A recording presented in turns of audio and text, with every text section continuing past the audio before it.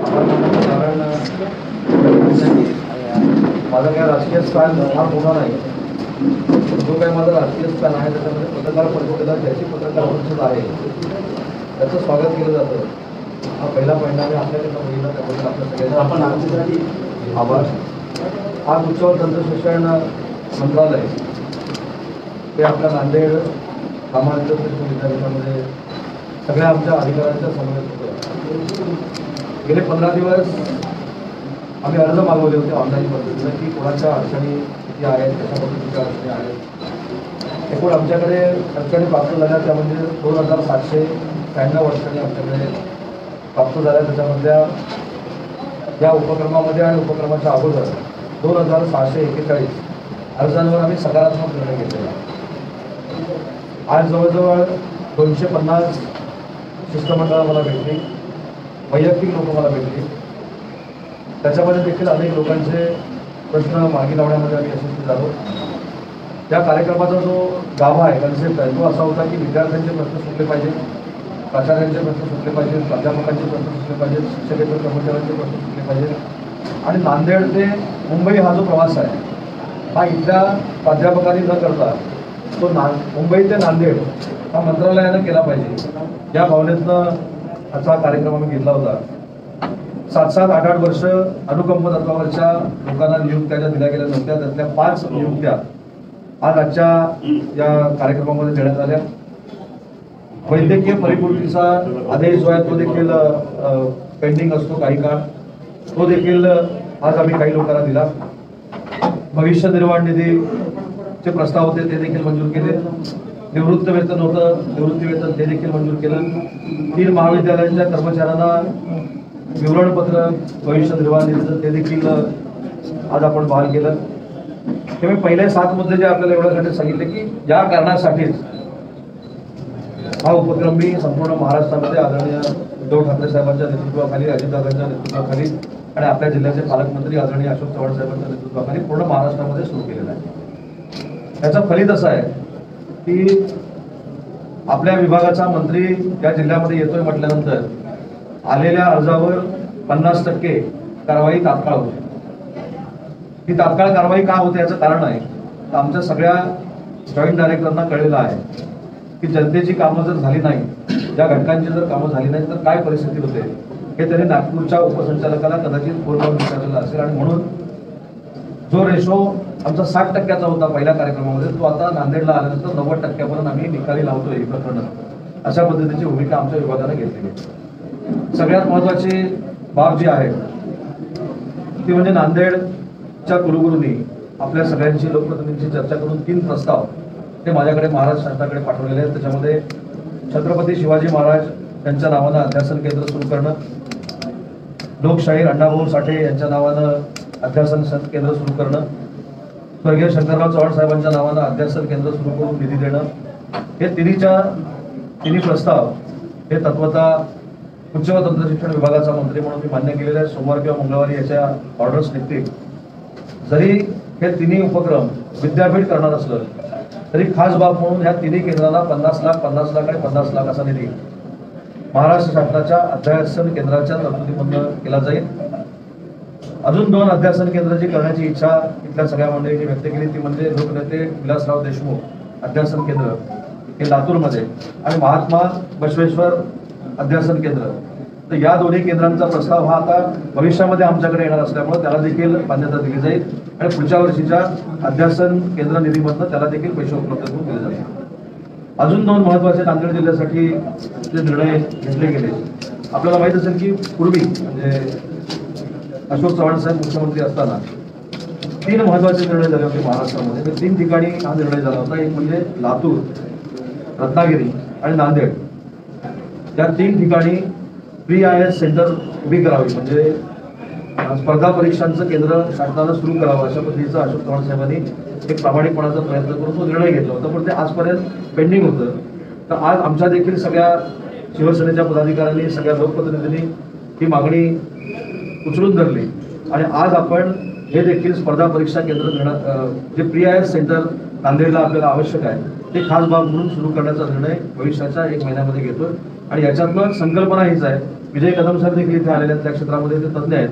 त्यांचा संकल्प असा आहे की कायमस्वरूपी शहरातली मुलं ही दिल्लीला जाऊन त्या स्पर्धा परीक्षांमध्ये भाग घेतात आणि आपल्या ग्रामीण भागातली विशेषतः शेतकरी कुटुंबातली मुलं त्या क्षेत्राकडे वळत नाहीत.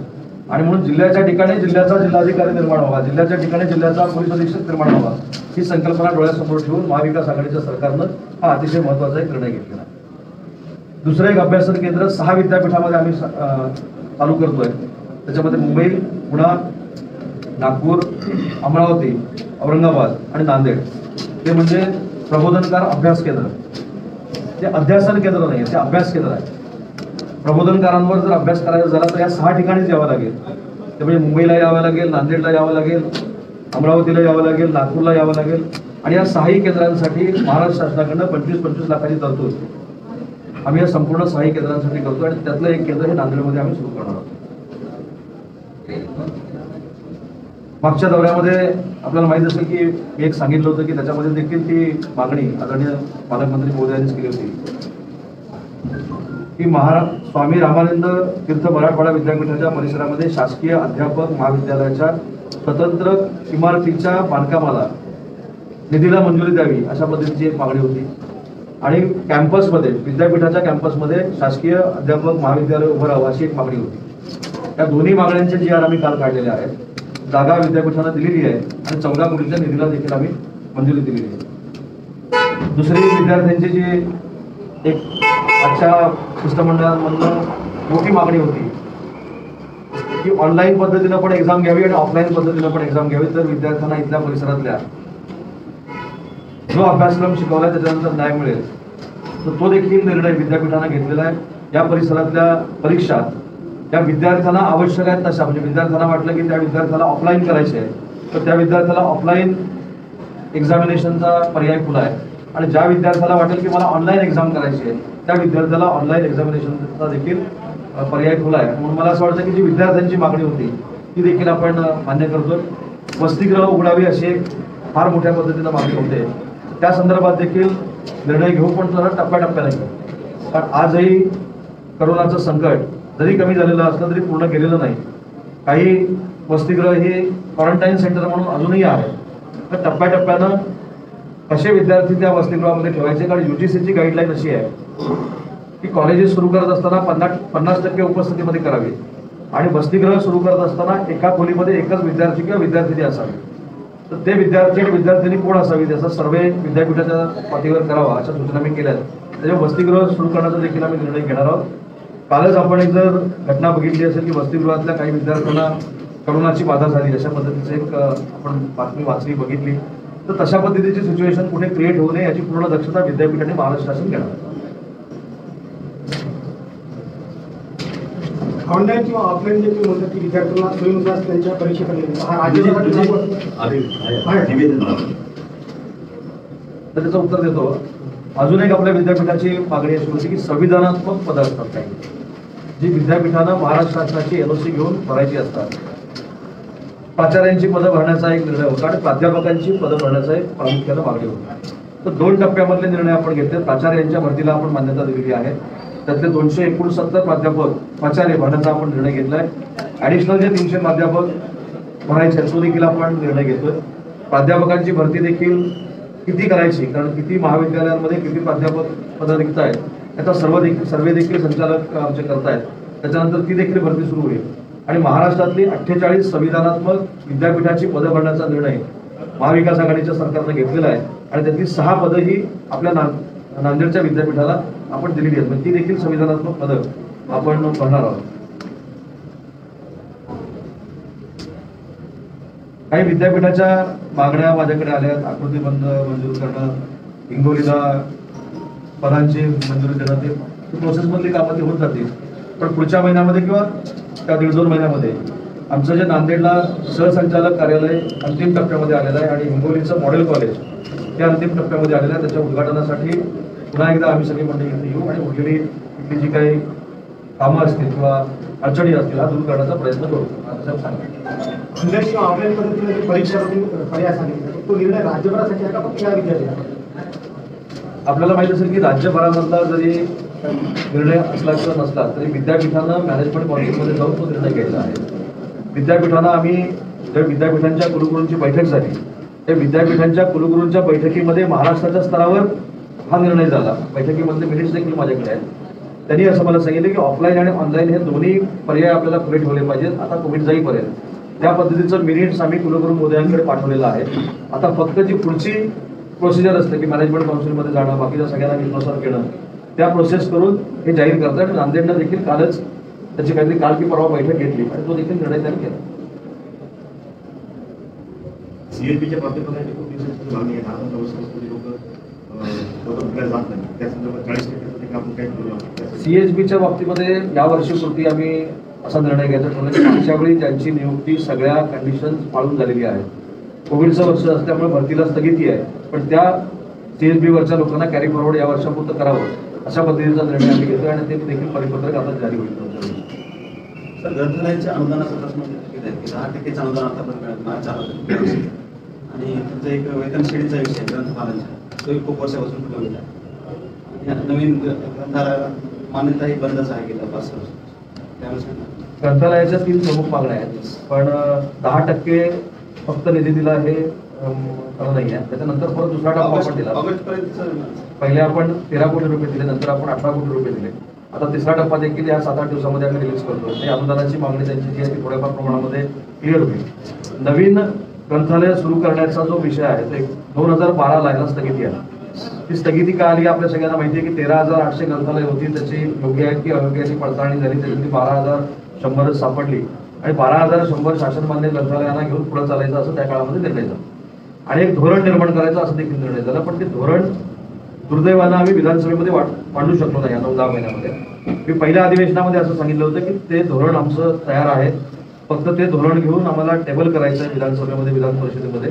पण विधानसभेचं अधिवेशन न चालल्यामुळे ते आम्ही टेबल करू शकलो नाही. यावेळी जर संधी मिळाली या अधिवेशनामध्ये तर ते आम्ही टेबल करू.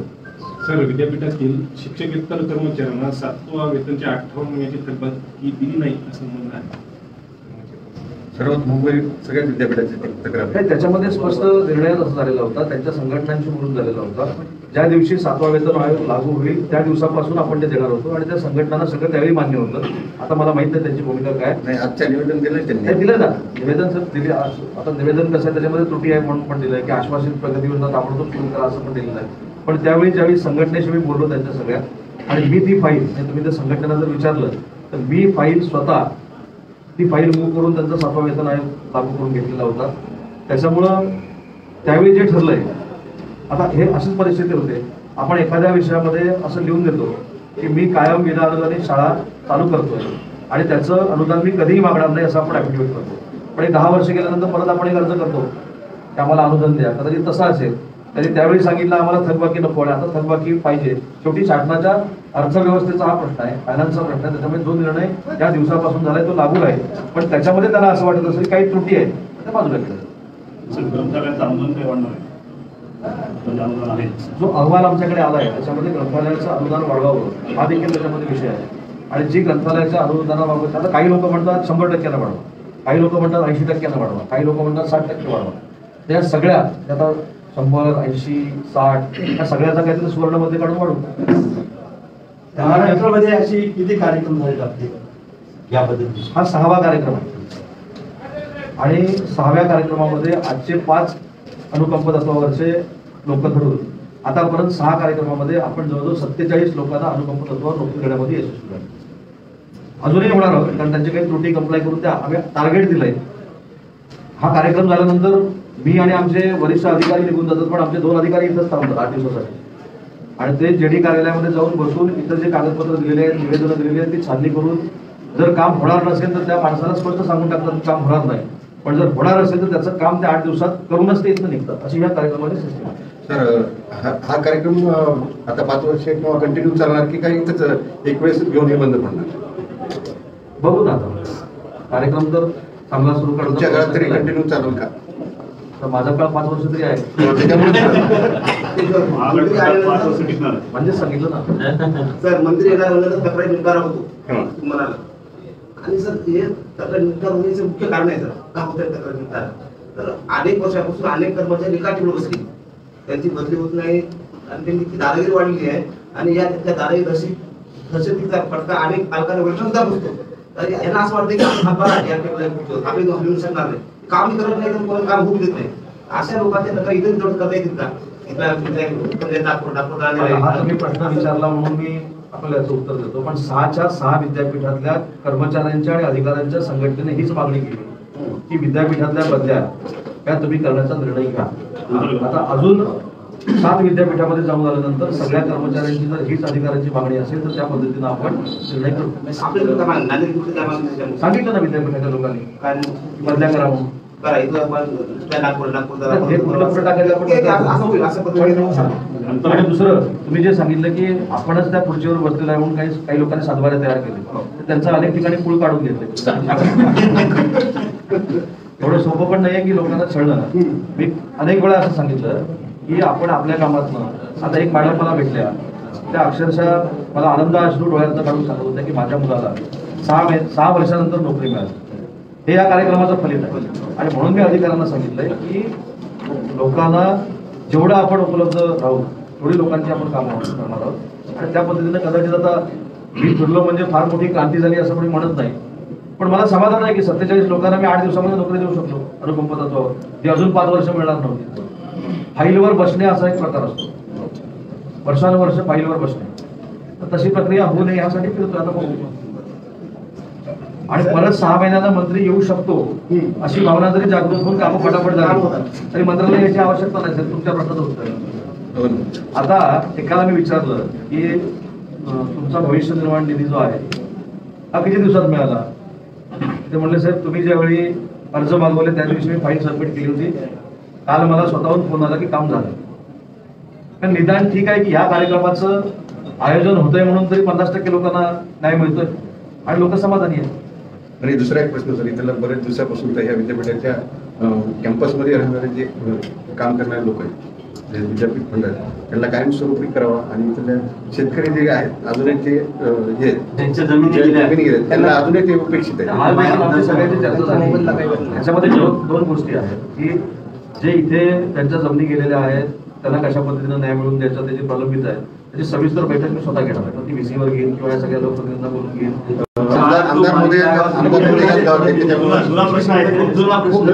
त्याच्यामुळे तो चव्हाण साहेबांच्या इथं बसूनच मिटिंग घेऊ किंवा तो काय करू, तो काय मोठा इश्यू नाही. दुसरा महत्वाचा विषय आहे की आहेत त्यांना परमनंट करा. यशवंतराव मुक्त विद्यापीठाची एक अशीच फाईल आमच्याकडे 1 वर्ष पडत होती, त्यांना 7वा वेतन आयोग लागू करावा आणि विद्यापीठाच्या खर्चानं त्यांचा पगार देणार असल्यामुळे त्यांना मान्यता दिली. मला जेव्हा त्या कुलगुरूंचा फोन आला की 8 महिने 9 महिने फाईल आहे, मी विचारलं आमच्या अधिकारी 8 महिने फाईल ठेवायची गरज काय. ते म्हणले धोरणात्मक निर्णय घ्यावा लागेल. धोरण कसलं, पैसे त्यांचे, अधिकारी त्यांचे, पैसे ते देणार, 7वा वेतन आयोग ते देणार, मग धोरणात्मक निर्णय काय. ते 1 मिनिटात फाईल केली. माझं प्रत्येक विद्यापीठांना सांगणं हेच आहे की त्यांनी सुद्धा काही महाराष्ट्राचा भार कमी केला पाहिजे. अर्थसंकल्पावरचा असेल किंवा फायनान्सवरचा असेल, आम्ही परमिशन देऊ ना, 1 मिनिटात परमिशन देऊ. मी हे देखील मागाशी चर्चा केली, आपल्याला देखील सगळ्यांना माहिती असलं पाहिजे आणि आपल्या मार्फत महाराष्ट्राला कळलं पाहिजे की प्रत्येक विद्यापीठामध्ये असलेल्या जागा, प्रत्येक विद्यापीठामध्ये असलेलं डिपॉझिट आणि प्रत्येक विद्यापीठामध्ये असलेला फोन फंड हे जरी आम्हाला विचारण्याचा अधिकार नसला तरी सुद्धा त्या फंडवर काही ऍक्टिव्हिटी विद्यापीठामध्ये होऊ शकतात अशी नांदेड विद्यापीठाची परिस्थिती आहे. नांदेड विद्यापीठाची आज मी फायनान्सच्या लोकांना विचारलं की किती तुमचं डिपॉझिट आहे, तर ते 100 ते 140 कोटीच्या दरम्यान आपलं नुसतं डिपॉझिट आहे आणि 260 कोटीचा टर्नओव्हर आपण दरवर्षी करतो नांदेड विद्यापीठामध्ये.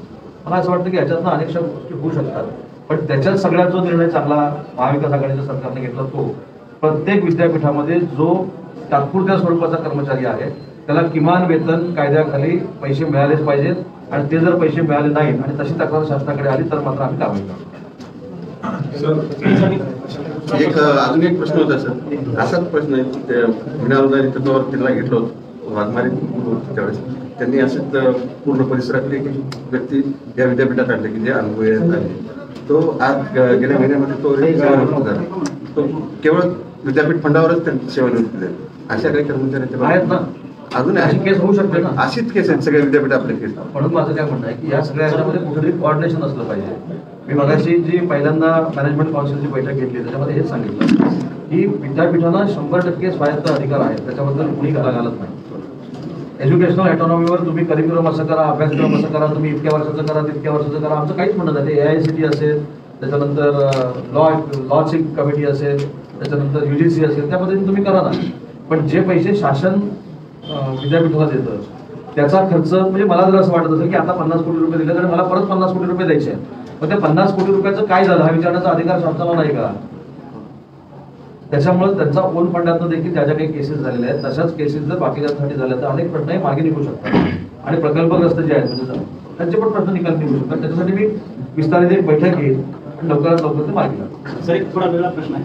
पूजा चव्हाण आत्महत्या प्रकरणामध्ये एका विदर्भातल्या मंत्र्याच्या शिवसेनेच्या मंत्र्याचं नाव येते.